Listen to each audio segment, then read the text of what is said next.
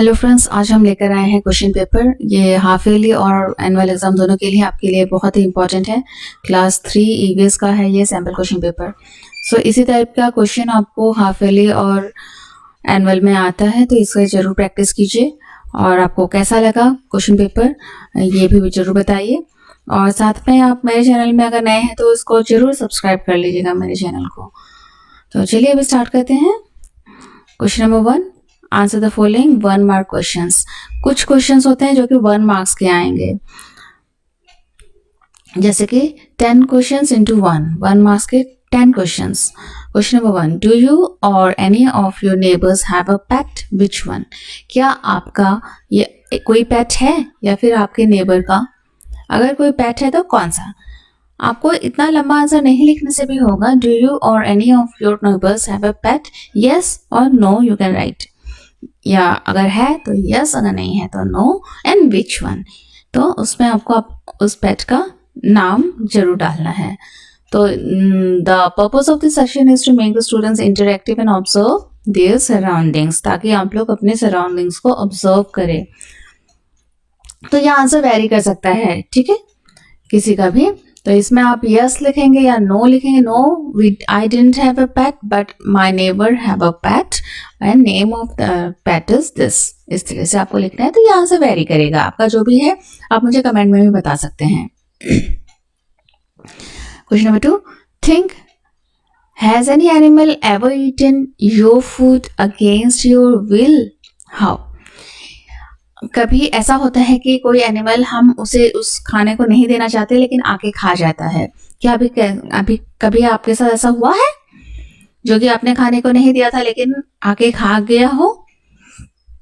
हमारे साथ होता है, जैसे कि हमारे नेबर्स के घर में बकरी है तो वो बकरी आके हमारे गार्डन में कभी फूल खा लेती है, कुछ भी लगा के रखने से खाती है जो कि हम उन्हें खाने के लिए नहीं देते हैं, वो भी खा लेते हैं। तो क्या आपके साथ भी ऐसा होता है?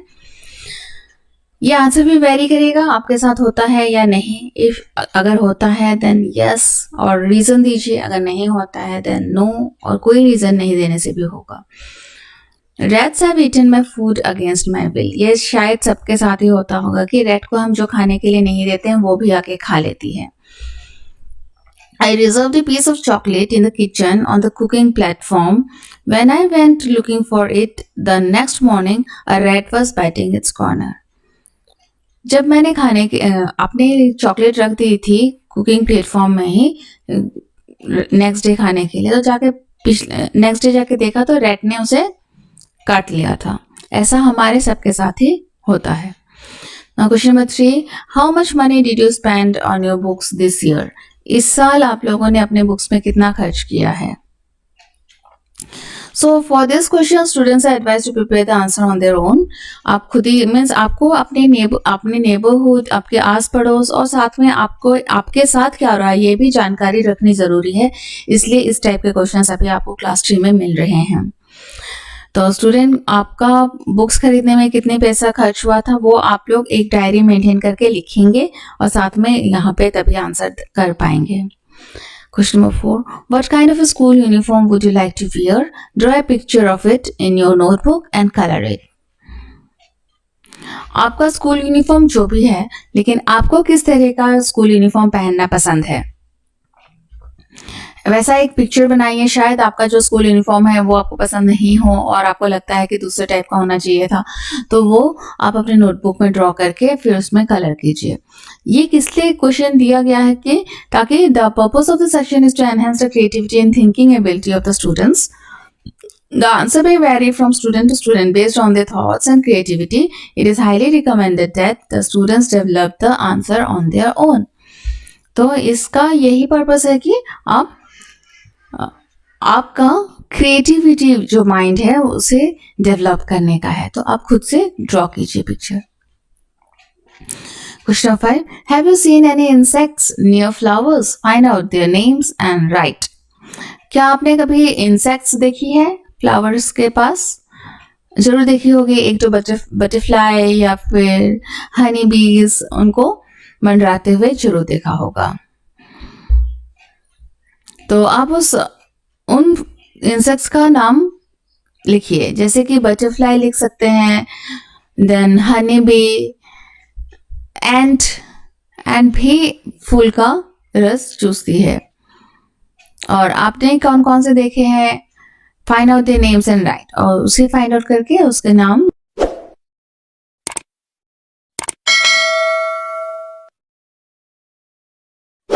लिखने हैं। ये क्वेश्चन आपके ऑब्जर्वेशन को मार्किंग करने के लिए दिया गया, आप कितना ऑब्जर्व करते हैं आपके नियर बाय एनवायरमेंट को। Draw and colour the pictures in the notebook.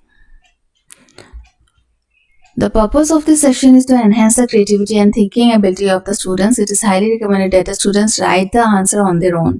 So, आप क्या ड्रॉ करेंगे? एक फूल ड्रॉ करेंगे और फूल के पास एक बटरफ्लाई उसके ऊपर बैठी हुई, या फिर फूल के सामने एक छोटी सी बर्ड भी आती है, हमिंग बर्ड, वो भी फूल का रस पीती है। जो भी आपने देखा है उसे आपको ड्रॉ करना है। Question number 7. What do people in your area put on the part of the body where the bees has stung?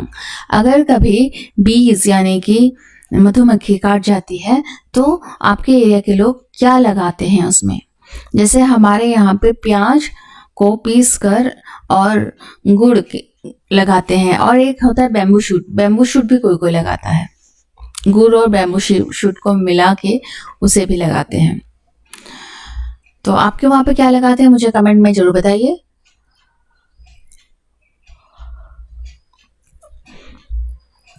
People apply onion, vinegar or ice on the part of the body where a bee has stung.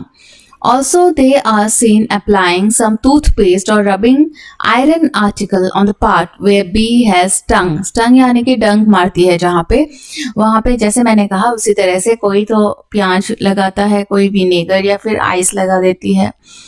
हमारे यहाँ पे bamboo shoot और गुड़ को mix करके लगाते हैं, या फिर टूथपेस्ट को लगा देती है, या फिर आयरन का कोई मटेरियल उसमें घिसती है।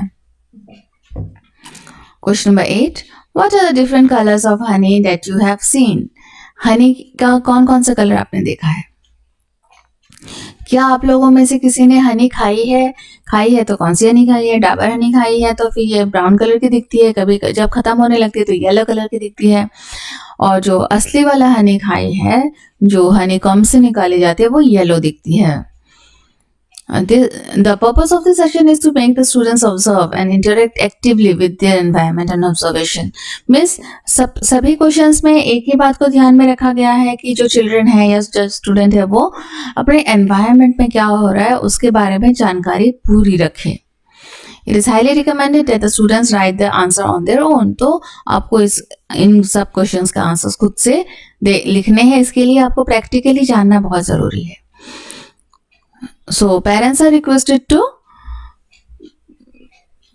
guide them, okay, so that they can able to know their environment. ऐसा आप environment बनाइए कि बच्चों को भी थोड़ा अपने आस पड़ोस के बारे में जानकारी रखने का मौका मिले। Question number 9. Do your neighbors bring water from the same place? आपके पानी जहाँ से आता है, क्या आपके नेबर्स का पानी भी वहीं से आता है, सेम प्लेस से आता है? तो ये आपकी आंसर खुद की होगी, आप अपने आस पड़ोस में पूछ के फिर इस आंसर को प्रिपेयर करेंगे। Does any river flow through your village or city? If yes, write its name. India में ज़्यादातर शहरों के या फिर गाँव के बीच से एक रिवर तो ज़रूर बहती है, जैसे कि हमारे यहाँ जोरहाट में भुगदोई नदी बहती है। तो आपके वहाँ पे भी कुछ कौन सी नदी बहती है उसे आप ज़रूर लिखिए। Answer the following 2-mark questions. अभी 2 मार्क्स क्या हो गए हैं questions.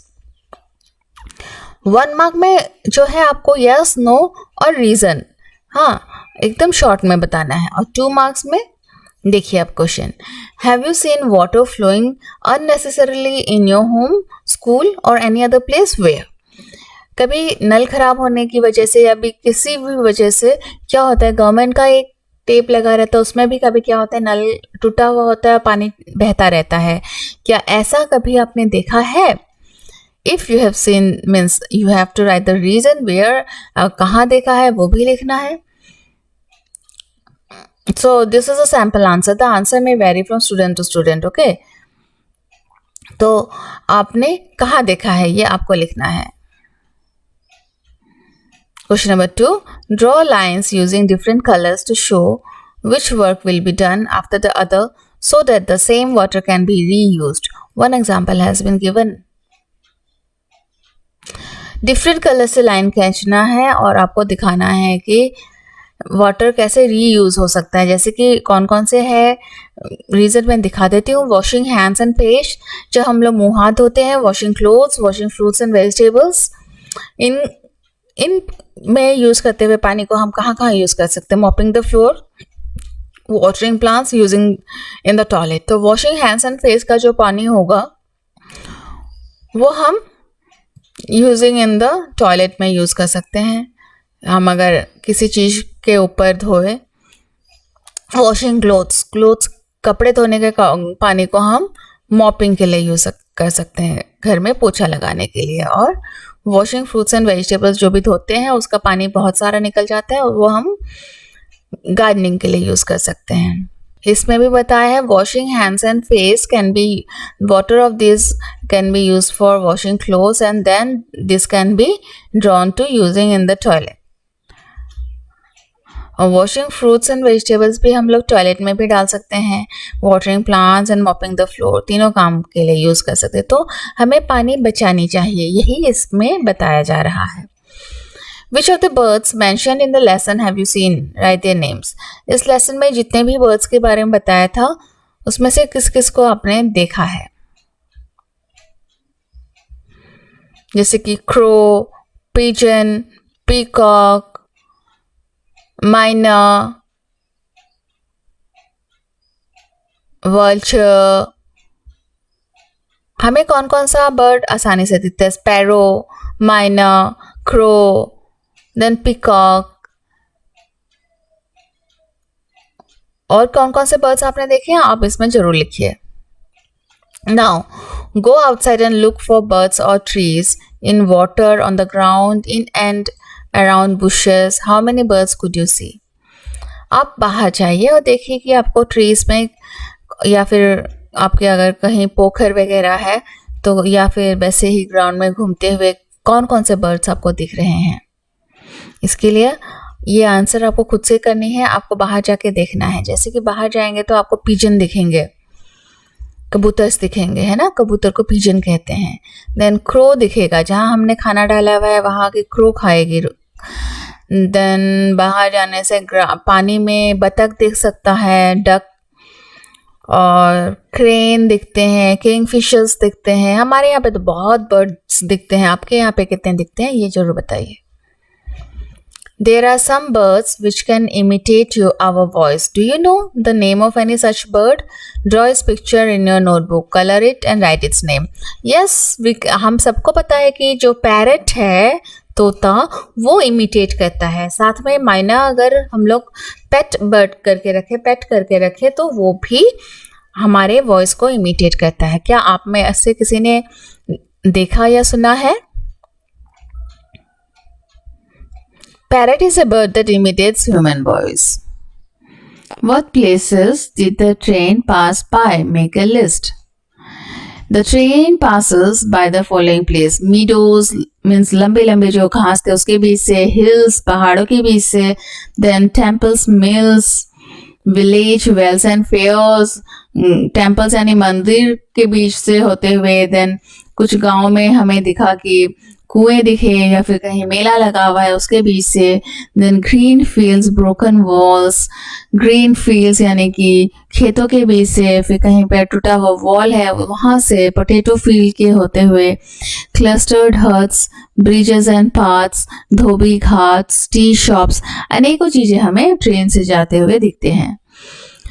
Question number 7. Which vehicles have you traveled in? Write their names in your notebook. आप लोग कौन कौन से व्हीकल से ट्रेवल किए हैं? Aeroplane, bus, then tempo, auto, motorcycle, car, जो भी है वो आप लिखेंगे.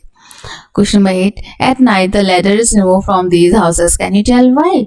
कौन से हाउस के बारे में बोला है? स्टिल्ट हाउस में, जो कि असम में भी देखा जाता है इस तरह के घर. तो रात के समय में जो सीढ़ी है जिससे उठ के चढ़ के हम घर पे गए थे वो हटा दिया जाता है. क्यों? because at night the ladders are removed from these houses to avoid the entry of strangers, thieves or animals such as monkeys. कोई भी एनिमल्स आ सकता है, इसके लिए हम उस लैडर को हटा देते ताकि हम लोग सेफ रह सके, कोई भी चढ़ ना सके.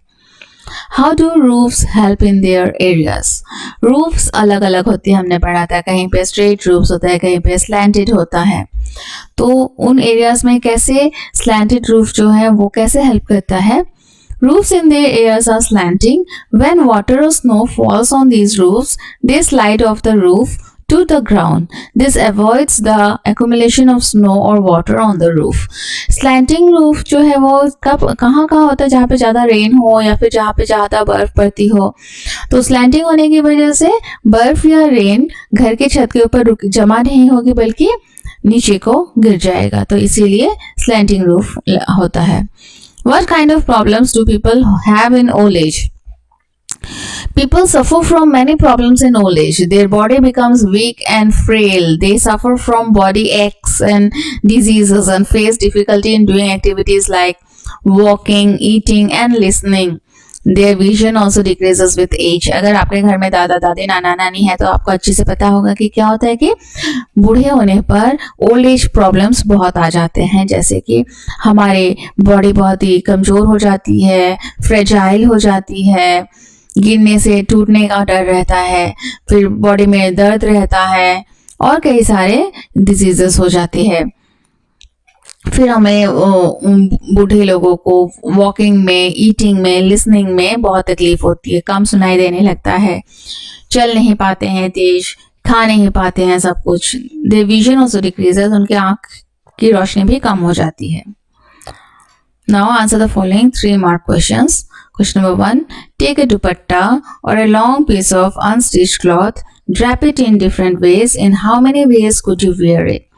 एक दुपट्टा अगर आप लेते हैं बिना से स्टिच किया, बस सोच लीजिए कि बड़ा सा दुपट्टा है मम्मी का, आप डिफरेंट वेज में उसे पहनने की कोशिश कीजिए. Did anyone wear it like lungi और use it as a turban? किसी ने लुंगी की तरह पहनने की कोशिश की है या फिर टर्बन जो भी सर में बांधते हैं उसकी तरह. In what other ways was the cloth worn? Look at any 6 garments at home. What differences do you find in the texture, their color and design?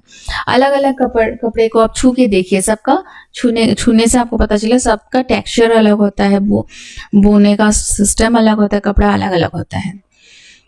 ये है कि this purpose of the section is to make the students interactive. The answer may vary from student to student depending upon their experience. It is highly recommended that the students prepare the answers on their own. Now ask your elders and fill in the table. What can they eat? What can they not eat? Child, क्या क्या खा सकते हैं? Young man, old man, क्या खा सकते हैं, क्या नहीं खा सकते, इसको आपको पूछ के फिर इसमें भरना है. जैसे कि चाइल्ड मिल्क पीता है, देन चपाती नहीं खा सकता. मैश फ्रूट खा सकता है लेकिन शुगर केन नहीं चूस सकता. यंग जो होते हैं वे राइस, चपाती खा सकते हैं और ओल्ड लोग जो होते हैं वो जूस खा सकते हैं, खिचड़ी खा सकते हैं, शुगर केन या भुट्टा नहीं खा सकते. Question number 3. What kind of work do people in your neighborhood do? Name any 5. What are these works called? Work, what they are called. एक साइड में वर्क लिखना है, दूसरे साइड में वो क्या कहा जाता है. Repair cars and scooters are mechanic. Treats us when we are ill. जब हम बीमार पड़ते हैं तो हमारी देखभाल करते हैं वो doctor. Delivers letter to our homes, postman. Repairs electrical devices, electrician. Cleans the surroundings, sweeper.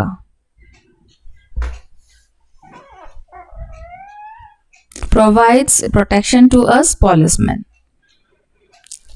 What work does Deepali do in her own house? Deepali अपने घर में क्या क्या काम करती हैं? She cooks food, she cleans the house, वो खाना पकाती है, then घर की सफाई करती है. She washes the utensils, वो कप बर्तन धोती है. She helps her mother in her work, वो अपने माँ को हेल्प करती है. Do you play any game like hopscotch? What do you call it? Draw the figure that you make to play that game in the space below. hopscotch हमने पहले भी पढ़ाया था. क्या होता है कि ऐसे हम लोग इस तरह का एक घर बनाते हैं और जहाँ पे जंप करते हुए हम लोग क्रॉस करते हैं, इसी को हॉप स्कॉच कहते हैं। ओके, इसमें हम पैर डालेंगे, देन इसमें पैर डालेंगे 1 2 3 4 5 6, इसमें फिर टर्न होके देन 1 2 3 4 5 इस तरह से आना है। तो ये होता है हॉप स्कॉच। इसे आप कैसे खेलते हैं जरूर बताइए। This game is known as ladder. In this game, the player first jumps in all boxes and then starts over skipping a box, 2 box and so on. एक ladder होती है, जो पहले player जो है 1 से 2, 2 से 3, then 4, then 5, then 6, then 7, then 8, then 9 box में जाएगी और उसके बाद एक box skip करेगी, then second box skip करेगी और जब line जो नहीं कर पाएगी तो out हो जाएगी। Now 7 into 1. 7 questions have 1 mark. How are we linked to the things shown in the picture? Come, let us find out. First of all, draw your picture in the blank space. Now join your picture with lines to all those things which you feel are needed to you to live. आप अपनी picture इसे यहाँ डालिए, यहाँ बनाइए। हमें पेड़ की आवश्यकता है, हमें मून भी बहुत ज़रूरी है, रात को नहीं तो हमें कैसे दिखेगा, मून की रोशनी से ही दिखती है। देन हमें काऊ की ज़रूरत है, देन हमें मिट्टी की ज़रूरत है, देन हमें हाउस की ज़रूरत होती है, हवा की ज़रूरत होती है, ग्रास चाहिए हमें, सन चाहिए हमें, वाटर चाहिए हमें, है ना। अब रैट, स्क्विरल एंड स्नेक किसी किसी को लगता होगा कि नहीं चाहिए, लेकिन नहीं, हमारे जो एनवायरनमेंट है, हमारी जो धरती है, उसकी इक्विलिब्रियम को मेंटेन करने के लिए हमें चाहिए। रैट जो है वो, स्नेक जो है वो रैट को खा लेगी और स्क्विरल जो है कुछ अनवांटेड चीज़ों को खा लेती है। इसी तरह से हमें एक दूसरे की ज़रूरत पड़ती रहती है। तो ठीक है, ये एक सैम्पल क्वेश्चन है। इसी तरह से आपको मैं सैम्पल क्वेश्चन डालती रहूँगी जो कि बहुत ही इंपॉर्टेंट है और आप लोग ज़रूर इसको कर लीजिएगा। कैसा लगा ज़रूर बताइए। अगर अच्छा लगा तो लाइक कर दीजिएगा, मुझे कमेंट में ज़रूर बताइएगा और मेरे चैनल को ज़रूर सब्सक्राइब करके रखिएगा। Thank you.